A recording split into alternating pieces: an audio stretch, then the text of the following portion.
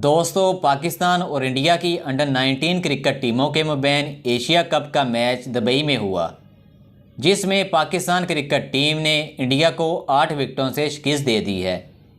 लेकिन इससे पहले इंडिया की टीम हर दफ़ा एशिया कप में पाकिस्तान क्रिकेट टीम को मैच में हरा देती थी, लेकिन इस बार एशिया कप के इस अहम मैच में पाकिस्तान क्रिकेट टीम ने इंडिया को 8 विकेटों से शिकस्त दी है। इससे पहले इंडिया की टीम एशिया कप 8 मरतबा जीत चुकी है और इंडिया की अंडर 19 क्रिकेट टीम ही T20 वर्ल्ड कप 5 मरतबा जीत चुकी है। लेकिन जब बात आती है संडे की, तो इंडियन क्रिकेट टीम के लिए हर संडे बुरा साबित होता है, क्योंकि इंडिया और ऑस्ट्रेलिया के मबैन 2023 का वर्ल्ड कप हुआ, वो भी संडे को हुआ, जिसमें इंडिया की टीम फाइनल में हार गई थी।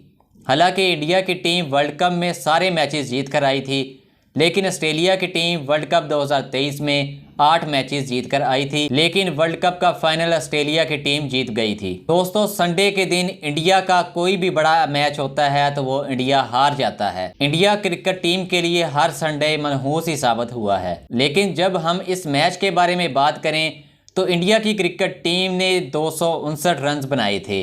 इंडिया की क्रिकेट टीम ऑल आउट हो गई थी।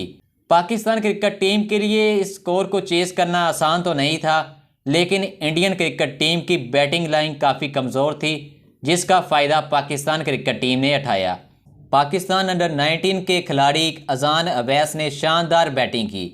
उन्होंने 105 रन 130 बालों पर बनाए और पाकिस्तान अंडर 19 के कैप्टन साद ने भी बहुत उम्दा बैटिंग की।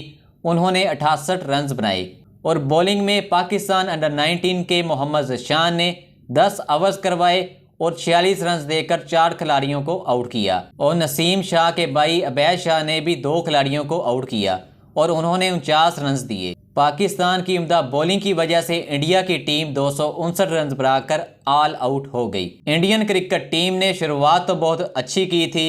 इंडिया की तरफ से आदर सिंह ने 68 रन बनाए, लेकिन मोहम्मद ज़शान की उम्दा बॉलिंग की वजह से वो बहुत आहिस्ता खेल रहे थे।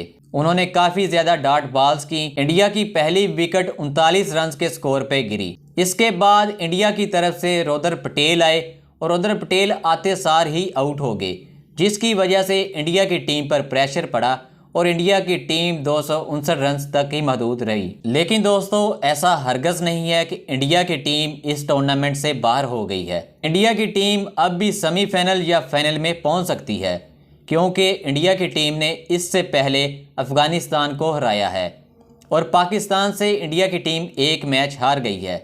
लेकिन पाकिस्तान क्रिकेट टीम अगर अफ़गानिस्तान को हरा देती है और इंडिया की टीम अगर नेपाल को हरा देती है और इंडिया की टीम अगर रन रेट भी अपना बेहतर करती है, तो इस तरह इंडिया की टीम और पाकिस्तान की क्रिकेट टीम सेमीफाइनल या फाइनल में फिर आमने सामने हो सकती है। दोस्तों, सेमीफाइनल 15 दिसंबर को है और फाइनल 17 दिसंबर को है। अब दोस्तों, हम देखते हैं कि इंडिया और पाकिस्तान क्या सेमीफाइनल या फाइनल में आमने सामने होते हैं या नहीं। दोस्तों, आप इस बारे में क्या राय रखते हैं?